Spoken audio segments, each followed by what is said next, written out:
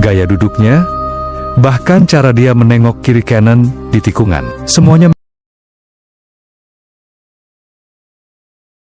mirip. Pak Jalil, apa gue salah? Manusia punya kembaran di dunia ini, tapi masa ia harus mirip persis gini? Dan kenapa bawa motor peot? Atau dicuri? Atau Bang Top halus? Atau itu beneran Pak Jalil? Hatinya bergetar. Rindu pada bapak angkat yang dulu mengangkatnya dari jalanan, rindu sama sosok yang selalu bilang, "Topan, jangan takut hidup, yang penting..." Gua kangen, tapi nggak mungkin. Tapi, kalau itu cuma orang nggak dikenal, gua juga nggak mau sok-sok dekat. Bisa bahaya. Sosok di atas motor itu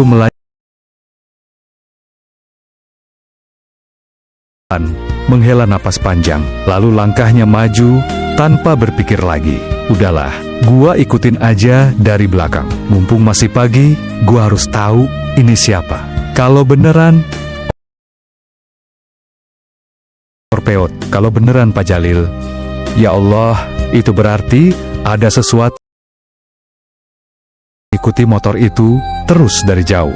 Dadanya berdegup lebih keras dari suara knalpot motor. Bang Topan memperlambat masuk ke satu tikungan sempit, kemudian berhenti di depan sebuah rumah tua. Bang Topan langsung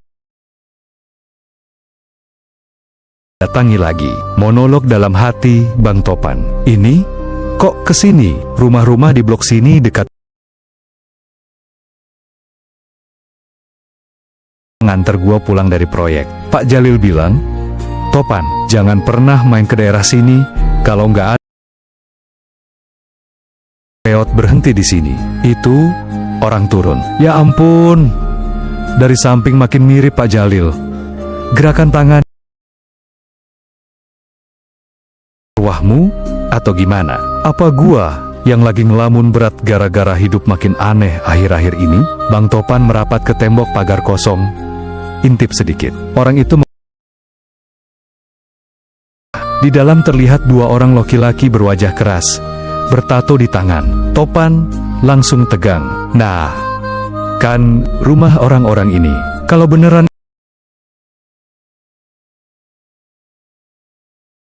kenapa dia bawa motor peot ke sini? Jangan-jangan motor peot dicuri, terus mau dijual ke mafia kecil ini? Peot itu anak baik, polos, motor itu satu-satunya yang dia andelin buat kerja. Wah,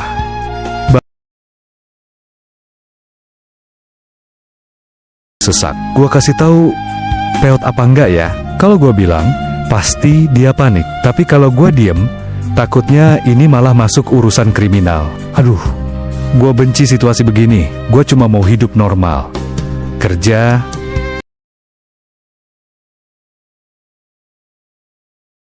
Mirip Pak Jalil itu akhirnya masuk ke dalam rumah.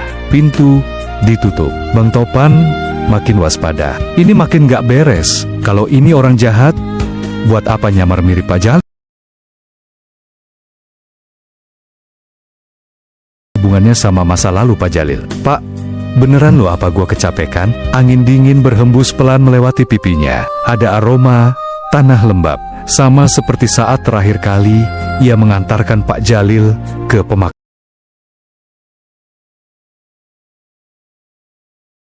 Harus bongkar atau gua harus lari jauh dari urusan ini? Topan menunduk. Tangan gemetar sedikit. Gua sendirian. Peot jauh. Gua nggak punya siapa-siapa lagi buat dimintain pendapat. Dan ini tempat rawan. Kalau gua salah melangkah, gua bisa hilang di daerah ini. Matin peot dari masalah besar. Ia menelan ludah. Gua harus mutusin ikut lebih jauh. Duh, Pak Jalil, kalau beneran itu lu, kasih gua petunjuk sedikit aja. Gua kangen.